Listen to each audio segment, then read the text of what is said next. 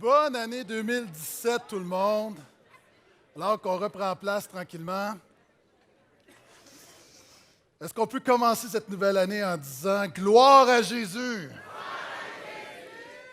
Une nouvelle année, et si on est honnête, une nouvelle année, mais si on regarde, il y a 12 heures, il n'y a pas grand-chose qui a changé. Nous sommes les mêmes personnes, luttant avec les mêmes péchés, ayant besoin de la même grâce de Dieu, ayant un Dieu qui est une nouvelle année, mais il y a des vieilles vérités éternelles. Dieu demeure en contrôle, ce n'est pas nouveau. Les bontés de l'Éternel se renouvellent chaque matin. Donc, une nouvelle année, mais il y a des choses qui ne changent pas. Et souvent, on se souhaite la bonne année, mais un souhait ne fait pas d'une grande différence. Pour avoir une bonne année, tu as besoin de plus de bonnes nouvelles dans ta vie. Tu as besoin de plus de bonnes nouvelles. Et d'entrée de jeu, je peux vous proposer quelque chose alors qu'on commence cette année, de prendre un temps, de te trouver un plan de lecture biblique. Donc, si tu cherches un plan pour lire la Bible à chaque jour, ça va changer ta vie. Tu peux aller sur Facebook, sur ma page publique. Il y a un lien avec plusieurs plans de lecture quotidienne qui va t'aider. Donc, encore une fois, pour changer cette année, tu as besoin de changer des choses. Si tu veux changer, ça commence par toi-même, de prendre du temps dans la parole. Et si on veut que cette année soit bonne, je pense qu'on a besoin de plus de Jésus. Et Jésus a dit, « L'Esprit du Seigneur est sur moi. » Et juste une petite pause, parce que avant de m'élancer tout à l'heure, je vais élever la voix. Est-ce que mon son est trop fort ce matin? Non, ça va? J'ai l'impression que... Non, c'est parce que je parle, j'ai l'impression que je me fais porter. Je me prêche dans mon dos. Alléluia! OK. Jésus a dit, « L'Esprit du Seigneur est sur moi parce qu'il m'a oint pour annoncer une bonne nouvelle aux pauvres. » Les pauvres, celui qui est pauvre, celui qui reconnaît son besoin de Dieu. Jésus dit, « Dieu m'a envoyé pour guérir ceux qui ont le cœur brisé. » Ton cœur a été brisé en 2016, que 2017 soit l'année de la guérison au nom de Jésus. Pour proclamer aux captifs la délivrance. Tu as été lié en 2016. Tu as été tenu captive en 2016. Que 2017 soit l'année de la délivrance au nom de Jésus. Jésus dit, j'ai été envoyé pour apporter le recouvrement de la vue aux aveugles, pour renvoyer libres les opprimés, pour publier une année de grâce. Que 2017 soit une année de grâce au nom de Jésus. Et lorsque Jésus parle d'une année de grâce, en fait, il a une fête très précise en tête. Dans l'Ancien Testament, on voit ça dans le livre du Lévitique, donc le 3e livre de la Bible. Tu peux y aller immédiatement, on va être dans Lévitique ce matin. Lévitique 25. Il y avait un événement qu'on appelait le Jubilé. Une fois par 50 ans, à tous les 50 ans, il y avait une libération, une proclamation de délivrance, un temps de restauration. C'était la plus grande fête, le plus grand moment de l'histoire du peuple de Dieu. Et lorsque Jésus dit que je suis venu proclamer une année de grâce, Jésus est en train de dire qu'il proclame sur ta vie un jubilé spirituel. Et lorsqu'après avoir lu cette parole, Jésus va dire, cette parole est aujourd'hui accomplie. Maintenant, je te souhaite une bonne année. Mais non seulement je veux te la souhaiter, ce matin, je veux te montrer comment avoir une bonne année en Jésus. Donc, Lévitique 25, une année de grâce. Comment vivre un jubilé spirituel en 2017? Comment vivre cette année de grâce? Comment s'assurer que c'est plus qu'une résolution, c'est plus qu'un slogan, que ça devienne une réalité dans ta vie? Donc, Lévitique 25, on va y aller passage par passage. On commence par le verset 8. Donc, pour se remettre dans ce contexte où Jésus applique spirituellement ce jubilé. Tu compteras 7 sabbats d'année, 7 fois 7 ans. Petite pause ici à l'époque, à tous les 7 ans. La 7e année, c'est une année sabbatique. Donc, on travaillait fort pendant 6 ans. Et la 7e année, c'est une année de fête où on laisse un repos au champ. Et Dieu a dit de manière miraculeuse, surnaturelle, je vais pourvoir. Laisse ton champ, repose-toi et tu vas voir que je vais pourvoir. Et Dieu veut apprendre au peuple que la bénédiction ne dépend pas combien fort il travaille, mais de la grâce que lui veut lui donner. Maintenant, il y avait des sabbats, donc la Bible va dire, tu compteras 7 sabbats d'année, 7 fois 7 ans. La durée de ces 7 sabbats d'année sera de 49 ans. 7 fois 9, 7 fois 7, 49. Le 10e jour du 7e mois, tu feras retentir la trompette de l'acclamation. Le jour de l'expiation, vous ferez retentir la trompette dans tout votre pays. Vous consacrerez la 50e année, vous proclamerez la libération dans le pays. Pour tous ses habitants, ce sera pour vous le jubilé. OK, voici ce que j'ai en tête. À l'époque, par exemple, je suis un père de famille. J'ai de la difficulté à arriver. Je perds mon travail. J'ai des mauvaises récoltes. J'ai fait faillite. Je ne peux plus survivre. Ma seule manière de survivre, c'est de me vendre comme esclave à quelqu'un, à un riche propriétaire. Donc, je suis désespéré, c'est soit que mes enfants meurent de faim, ou soit que je prends ma famille, que je deviens serviteur de quelqu'un qui a les moyens. Donc, je vais le servir et pendant ces années, je suis un esclave, c'est ma seule manière de survivre, c'est la mort ou l'esclavage. Donc, en tant que père, tu ne veux pas l'esclavage, mais tu préfères, tu dis peut-être qu'un jour, il va y avoir de l'espoir, donc, tant qu'il y a de la vie, il y a de l'espoir, et tu préfères ce scénario que de voir tes enfants mourir devant tes yeux. Donc, tu deviens esclave avec ta famille. Et lors du jubilé, lorsque la trompette retentissait, tu étais libre. Tu pouvais retourner à ta vie. Tu n'étais plus un esclave, tu étais un homme et une femme libres. Et Jésus dit que cette année 2017, tu n'es pas appelé à être esclave, il t'appelle à être libre.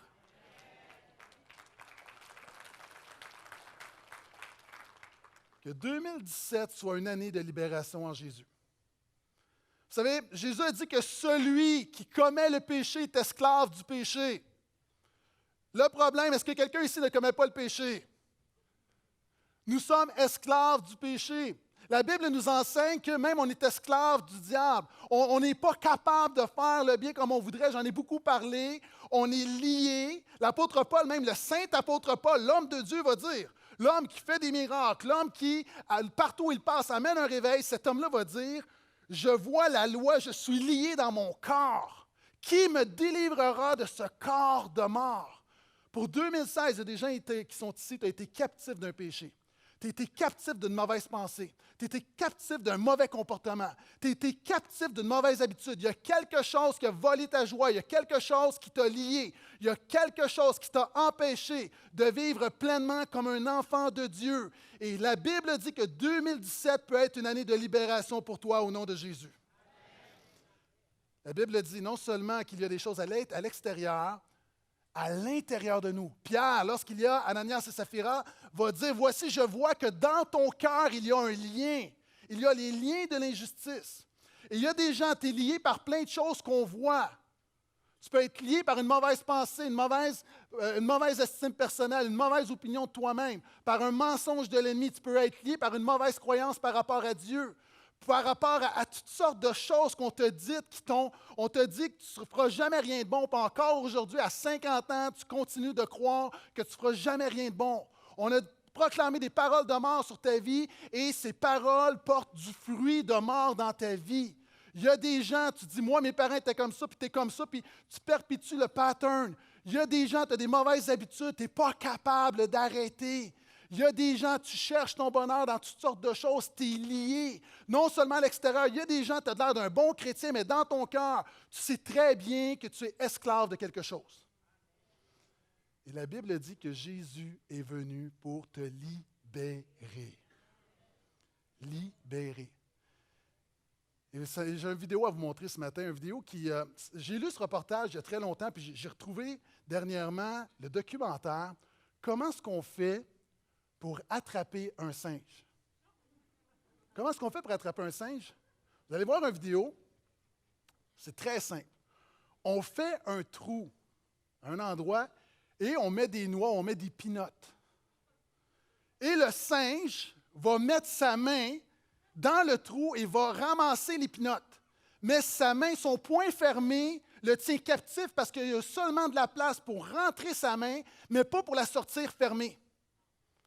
Donc, il pourrait être libre, mais voici comment il se comporte. Donc, petite vidéo, 1 minute à peu près, sur ce documentaire, Comment attraper un singe.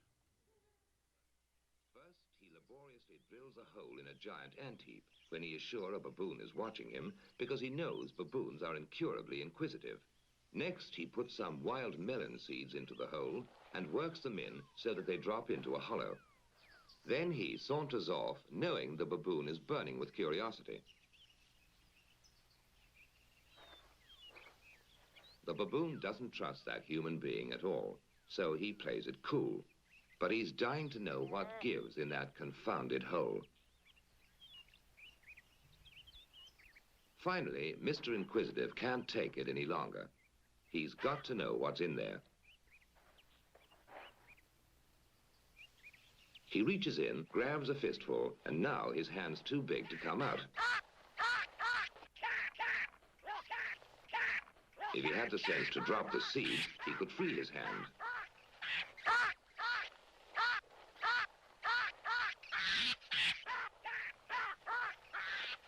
Now he lets go when it's too late.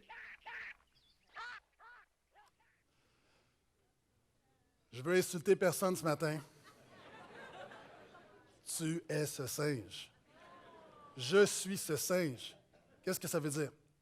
Lorsque tu mets ta foi en Jésus, sans Jésus, tu es esclave. Lorsque tu mets ta foi en Jésus, Jésus te donne la capacité de faire le bien, de ne plus faire le mal. Il y a une puissance en toi. Et le chrétien qui demeure esclave, c'est parce qu'il n'a pas compris que la bonne nouvelle de Jésus l'a libéré. C'est pourquoi Jésus a dit, vous connaîtrez la vérité vous rendra libre. Maintenant, il y a des gens que 2017, que tu puisses saisir que Jésus t'a donné la capacité. Lâche tes pinottes. Lâche tes pinottes, il est le mieux pour ta vie. Dis à quelqu'un à côté de toi, tu n'es pas un singe.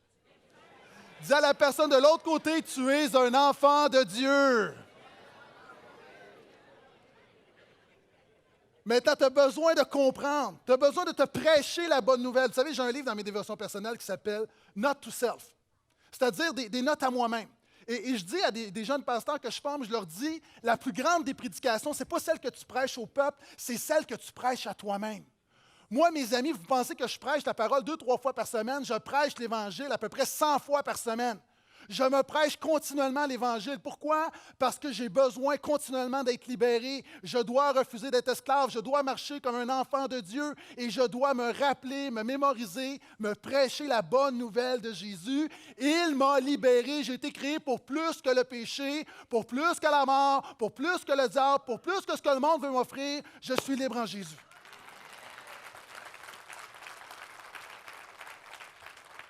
Et le jubilé est une libération. Et c'est plus que ça, verset 10. Chacun de vous reviendra dans sa propriété.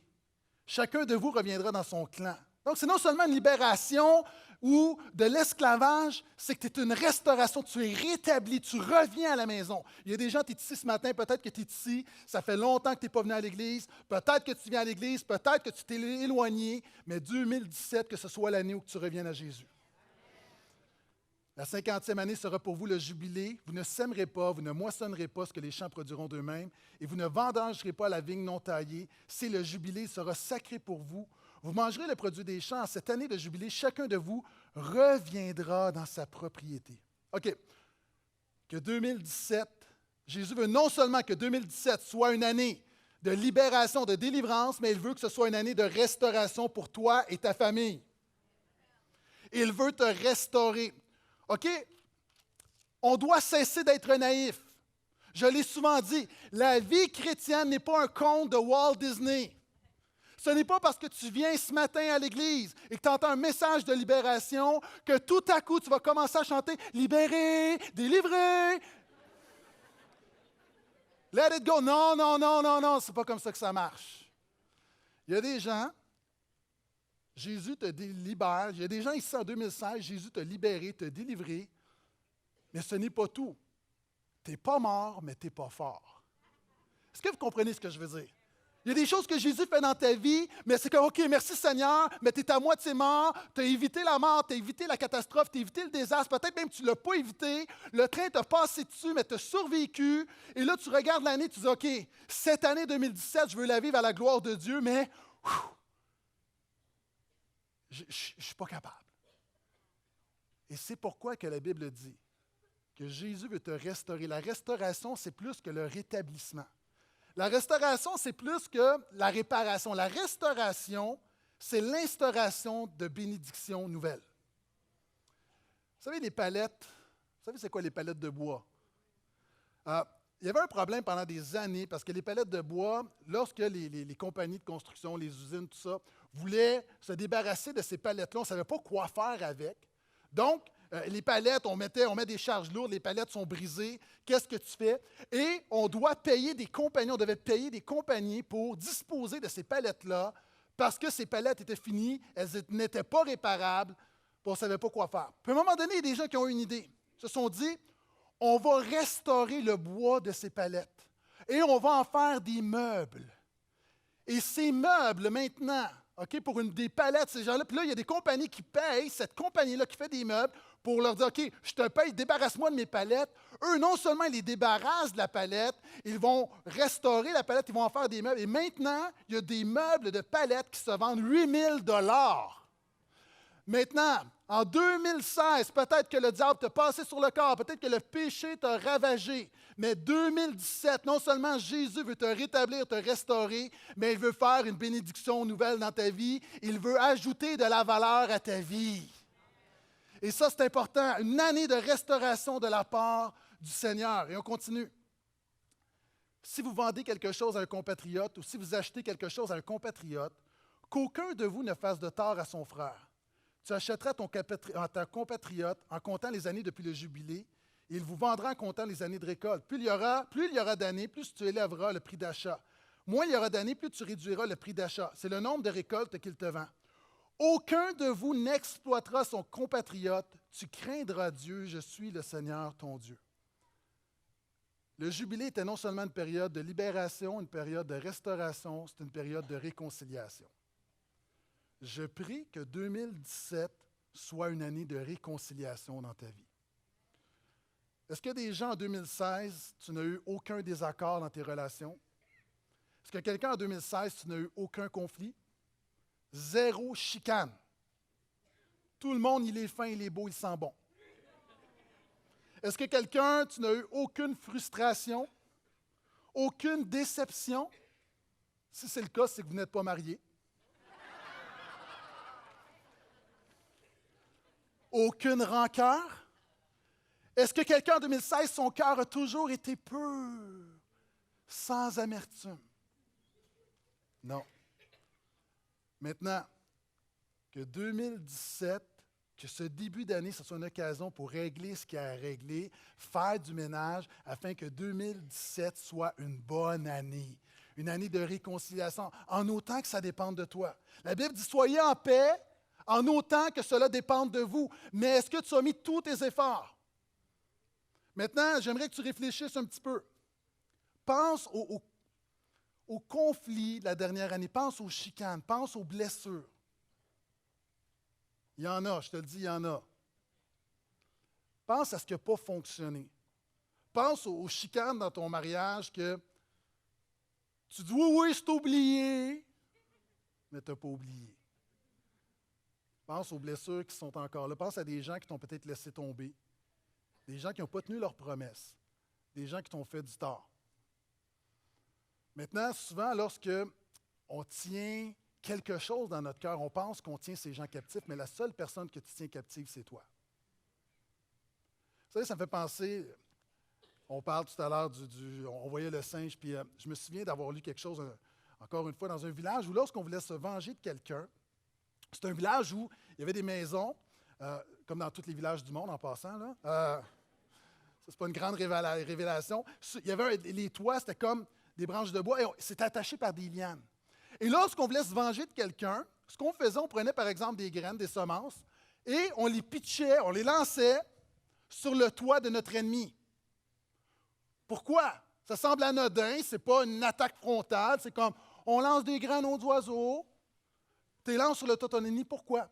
Parce que lorsque les oiseaux viennent, ils veulent les graines qui sont entre les morceaux de bois, donc, et vont gruger les cordes, les lianes pour se rendre. Et ce qui arrive à la longue, le toit s'écroule. Et vous savez, une des choses que j'ai beaucoup réalisées dans la dernière année, c'est combien le non-dit fait des dégâts. Puis les chrétiens, on est bons là-dedans. On dit on pardonne, on passe vite, mais non, on est fort sur le non-dit. Les pasteurs sont forts sur le non-dit. Moi, je connais des pasteurs là, qui babounent. Qu'est-ce que tu as? Il n'y a rien. La réalité, c'est qu'on garde des choses et Il n'y a personne qui va dire qu'on ne pardonne pas, mais on est un peu comme ça. C'est-à-dire, on ne va pas être direct, on ne va pas dire clairement, voici un problème, je te demande pardon, pardonne-moi. C'est qu'on garde des choses, on pense que le temps va arranger les choses, mais le temps n'arrange rien, c'est juste Jésus qui arrange les affaires. Le temps ne fait que pourrir la situation. Et c'est un peu comme, on peut se comporter, on lance, on dit des paroles, on fait des choses dans notre entourage, on parle de certaines personnes, et si on lance des graines sur son toit, puis on se dit non, je ne fais rien. Je fais seulement nourrir des oiseaux. Je fais seulement parler à mes amis. Je fais seulement dire à ma famille. Je fais seulement. Mais la réalité, ce qu'on fait, on veut faire payer la personne. On fait du dégât. Et la question que je te pose, c'est en 2016, pense à ces relations qui t'ont fait du tort. Toi, par tes paroles, par tes non-paroles, par tes actions, par les sentiments de ton cœur, est-ce que tu as construit ou est-ce que tu as détruit cette relation? Les gens vont dire, oui, mais moi, je suis une victime. Je sais, j'ai une église de victimes. Nous sommes tous des victimes. Hein, ce n'est pas de notre faute, c'est la faute des autres. C'est pour ça qu'on se rassemble entre nous. Parce que nous, on est parfaits. Hein, premier, là, on n'aime pas reconnaître nos torts. Mais souvent, on va dire, je suis une victime, mais quand tu ne pardonnes pas, tu es une double victime. Tu es 2 fois victime. Donc, une réalité, Jésus veut te donner la grâce dans cette année de te réconcilier. Là, à chaque fois que je prêche là-dessus, il y a des gens qui me disent « Oui, mais moi, on me fait ça, on me fait ça, on me fait ça. » Il faut comprendre, là, le pardon n'est pas toujours la restauration de la relation initiale. Par exemple, si il y a quelqu'un de ta famille qui a abusé de tes enfants, le pardon, ce n'est pas de lui demander de garder tes enfants. Vous comprenez ce que je veux dire? Le pardon, c'est remettre à Dieu la relation, refuser de nourrir le ressentiment, de dire « Seigneur, je refuse qu'il y ait de l'amertume dans mon cœur, je ne suis pas capable par mes propres forces, je te demande de me faire grâce, mais je te remets cette situation et toi, arrange-toi avec cette personne-là. » Mais une relation nécessite de la confiance. Et le pardon n'est pas nécessairement la restauration de la confiance. Cela étant dit, ce n'est pas un message là-dessus, mais je veux simplement sommer dans ton cœur que les vieux conflits qui étaient là il y a 12 heures n'ont pas changé. Et que cette année, Dieu veut te donner la capacité de rétablir des relations, de pardonner, de recevoir le pardon, d'expérimenter la grâce de Dieu dans tes relations. Est-ce que je peux entendre amène à ça? Année de grâce de la part du Seigneur. Vous savez, c'est comme quand on va à l'étranger. Bon, cet automne, vous savez, j'étais à l'extérieur. Tu arrives à Paris ou tu arrives en Moldavie, tu veux brancher ton téléphone, tu veux charger ton téléphone, ça ne fonctionne pas. Ça te prend quoi? Ça te prend un adaptateur. Et moi, j'ai un petit sac avec plein d'adaptateurs. Et c'est génial parce que tu arrives à Paris, puis là, tu te dis, c'est comme un petit casse-tête. Oh, qu'est-ce qui va fonctionner? Boum, ça marche. Ah, ton téléphone est chargé. Tu arrives en Moldavie, encore une fois, tu vas prendre un autre adaptateur, puis... Et la réalité, c'est que tu as 2 opposés qui ne peuvent être liés que par un adaptateur. Et toi, tu dis, oui, mais je ne suis pas capable de pardonner, je ne suis pas capable de passer par-dessus l'affront. La réalité, si tu es chrétien, tu es capable parce que Christ est en toi. Et la Bible dit que Christ a tout réconcilié avec lui-même. Et Christ est l'adaptateur de tes relations.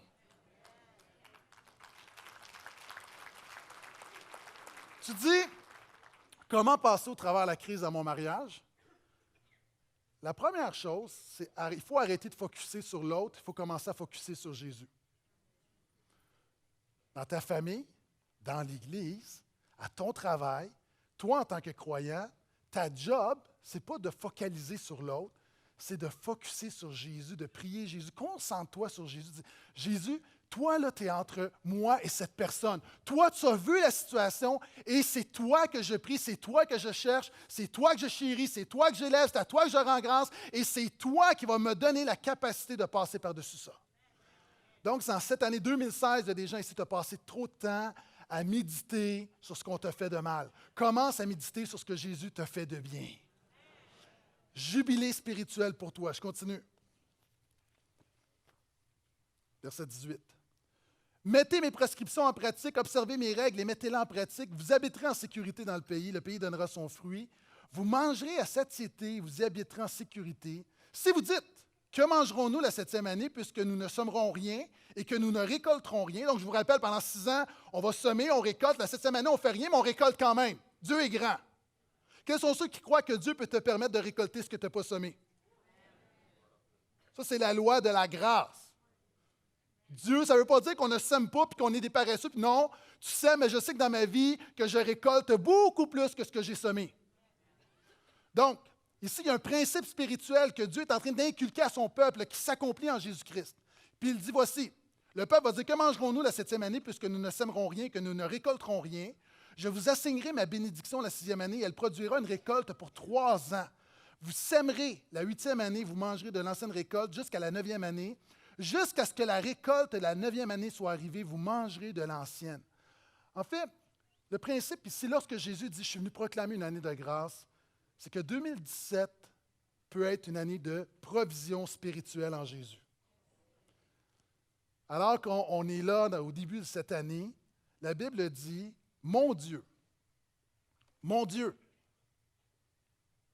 le Dieu que je prêche, le Dieu en qui je crois, le Dieu que je suis, le Dieu en qui je me confie, le Dieu que je connais, mon Dieu, pas le Dieu que j'ai lu dans un livre, pas le Dieu que les parents m'ont inculqué, mon Dieu, le Dieu que je rencontre jour après jour, le Dieu qui est en moi, mon Dieu pourvoira à tous vos besoins selon sa richesse avec gloire en Jésus-Christ. 2016, pour plusieurs personnes, a été une année de lacunes, a été une année d'insatisfaction, a été une année de famine.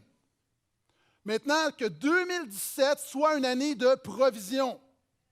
Et là, des gens disent, Pasteur Gaétan, tu parles de quel type de provision?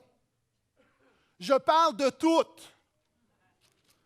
Je parle de toutes, parce que la Bible dit, mon Dieu pourvoira à tous vos besoins. Le problème, c'est que nous, la chose qu'on pense, c'est qu'on pense mes besoins, c'est mon compte de banque. Ton plus grand besoin, mon ami, n'est pas monétaire. Le plus grand besoin est dans ton cœur. Mon Dieu contrôle et ton compte de banque et ton cœur.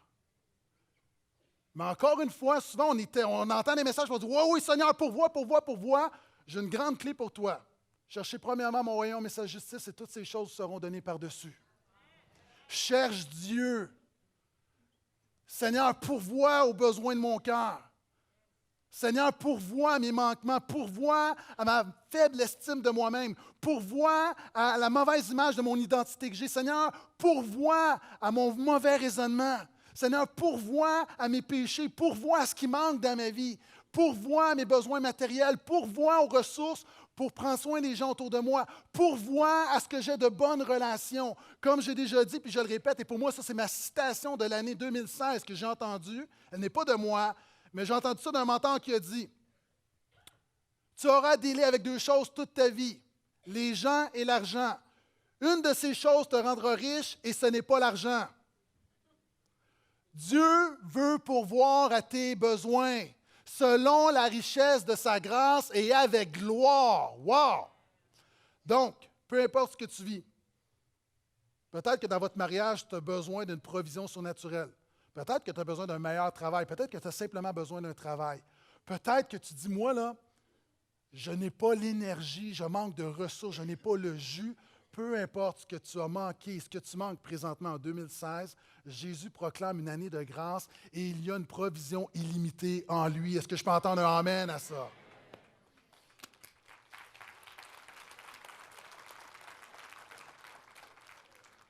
Et j'ai vu une vidéo la semaine dernière qui m'a beaucoup fait rire.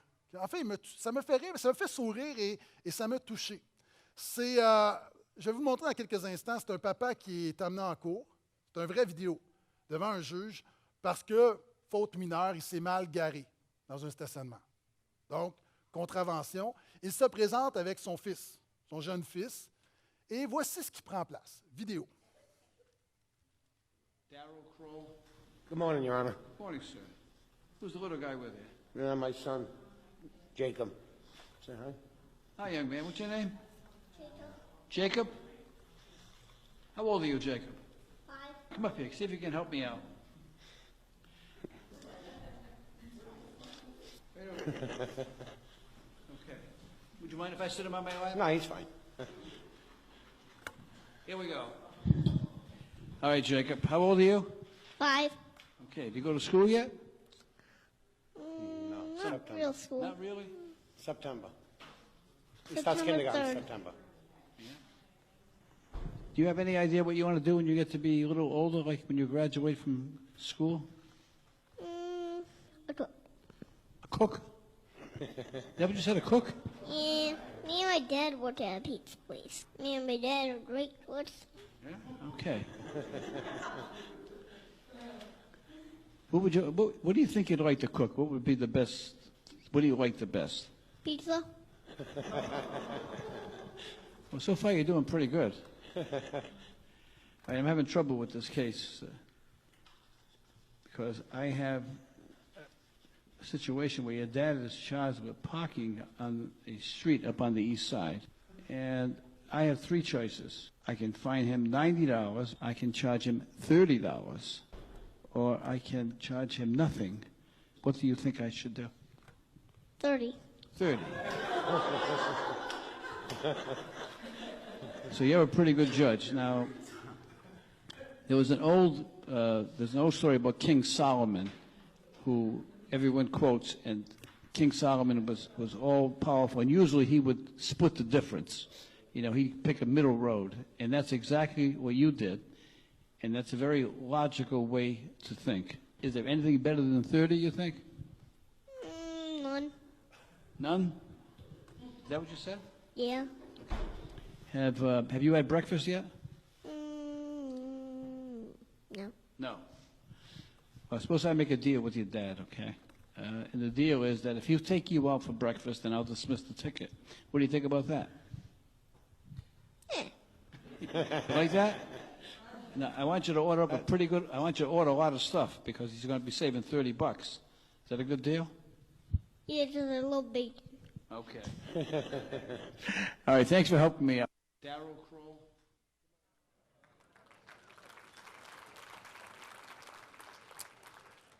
Il y a une couple d'affaires intéressantes dans cette vidéo-là. Premièrement, lorsque le juge présente 3 scénarios, c'est drôle parce que même à 5 ans, la grâce est quelque chose de complètement étrangère à notre nature. C'est qu'on va aller vers quelque chose de logique, puis il a bien dit, c'est logique. Mais Dieu ne bénit pas de manière logique. Amen. Et ce que j'aimais, c'est que non seulement ce Dieu fait miséricorde, mais il fait grâce. Quelle est la différence entre la grâce et la miséricorde? La miséricorde, c'est Dieu qui ne te donne pas ce que tu mérites. La colère, le jugement, la malédiction. La grâce, c'est Dieu qui te donne ce que tu ne mérites pas, la bénédiction. Et le jubilé spirituel en Jésus, c'est dans 2017, Jésus veut te donner miséricorde et te faire grâce. Il ne te donne pas ce qui te mérite, ce que tu mérites, puis il veut te donner ce que tu ne mérites pas. Et je l'ai mentionné encore une fois, ce n'est pas une grâce cheap ou à bon marché parce qu'on réalise qu'elle a tout coûté et elle demande tout de notre vie. Mais à toi tu regardes 2016 qui était une année difficile de manquement, de famine, que 2017 soit une année où que tu expérimentes la grâce et la miséricorde de Jésus. Il est venu proclamer une année de grâce. Et je termine là-dessus, versets 23-25. La terre ne se vendra pas à titre définitif, le pays m'appartient, vous êtes chez moi des émigrés et des résidents temporaires. Dans tout le pays qui est votre propriété, vous accorderez un droit de rédemption pour la terre. Donc, c'est l'exemple que je nommais, le papa qui vend sa terre, qui se vend comme esclave, au jubilé peut retrouver sa terre, il peut retrouver sa maison. Et Dieu dit, tout ça réalisé que ça m'appartient. Et il y a des gens ici qui ont perdu des situations. Il y a des gens qui ont perdu des emplois, tu as perdu des opportunités, tu as perdu des enfants, tu as perdu des relations. Il y a des gens qui ont perdu ton mariage. Il y a des gens qui ont perdu une bonne partie de ta vie. Il y a des gens qui ont perdu plein de choses. Et dans notre humanité, on perd continuellement des choses. La bonne nouvelle, c'est que tout appartient à Dieu. Dieu demeure toujours en contrôle. Je sais que pour certaines personnes, on dit qu'on aimerait repartir à zéro. Il y a des gens, on va être honnête, quelquefois dans la vie, on se ramasse, on a 63 ans, on aimerait dire qu'on repart à zéro, on a un bagage qui nous suit, mais tu peux repartir à 9 et les années qui te restent peuvent être les meilleures années de ta vie.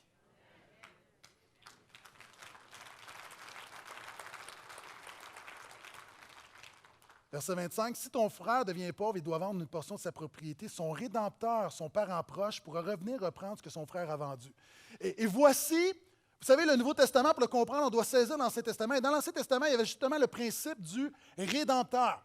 Lorsque, encore une fois, le papa se vendait avec sa famille et devait attendre le jubilé. Maintenant, quelquefois, tu attends longtemps, tu peux attendre 50 ans, c'est toujours 50 ans. Imagine si tu fais faillite la première année pendant 49 ans. Donc, tes enfants et tes petits-enfants sont esclaves. Donc, tu dois attendre la proclamation, tu dois attendre où on va déclarer que c'est une année de grâce, c'est le jubilé. Mais il y avait une ressource, il y avait une provision spéciale, où si tu avais un proche parent qui avait les ressources, il pouvait te racheter, il pouvait te restaurer. Et on l'appelait le Rédempteur. Et c'est pourquoi Jésus se présente comme notre Rédempteur. Alors que nous faisons faillite, alors qu'en 2016 n'a peut-être pas été la meilleure année de ta vie, alors qu'en 2016, plusieurs d'entre nous, il y a des domaines de nos vies où on a échoué, où on a chuté, où on a péché.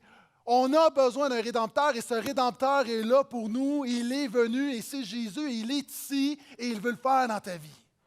Et que 2017 soit une bonne année. Pourquoi? Parce qu'encore une fois, si tu te confies en lui, il va le faire parce qu'il est fidèle.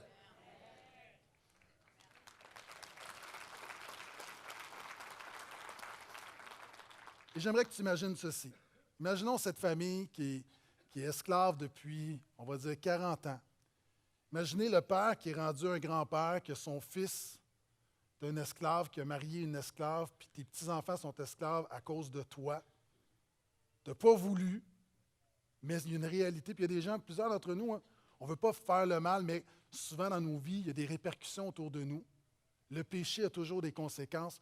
Et imaginez cet homme regarde sa femme, regarde ses enfants, regarde ses petits-enfants.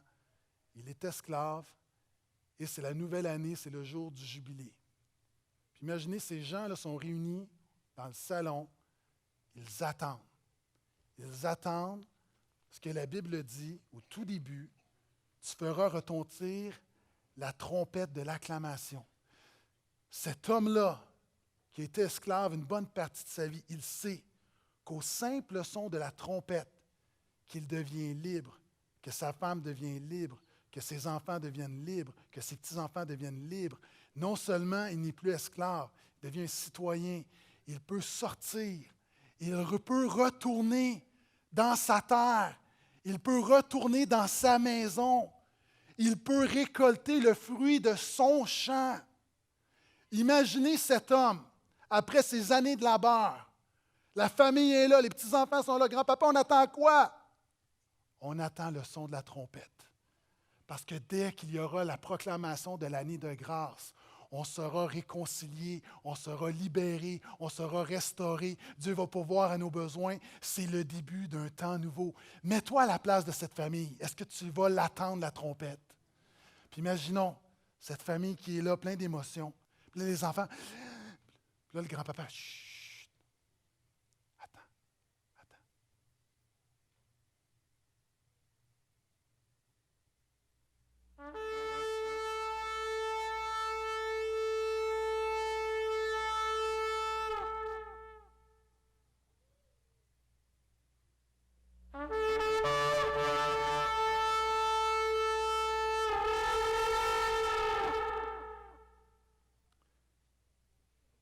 Comment tu réagirais?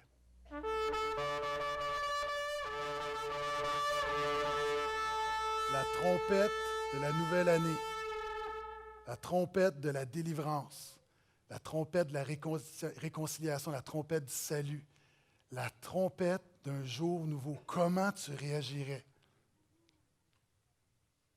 Et j'aimerais que tu réfléchisses à tes défis de la dernière année. J'aimerais pendant quelques instants simplement que tu fermes les yeux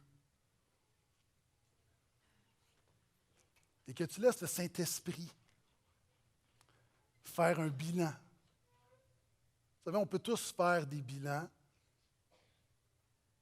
mais le seul bilan qui compte, c'est le bilan spirituel. C'est le bilan à la lumière de la parole de Dieu.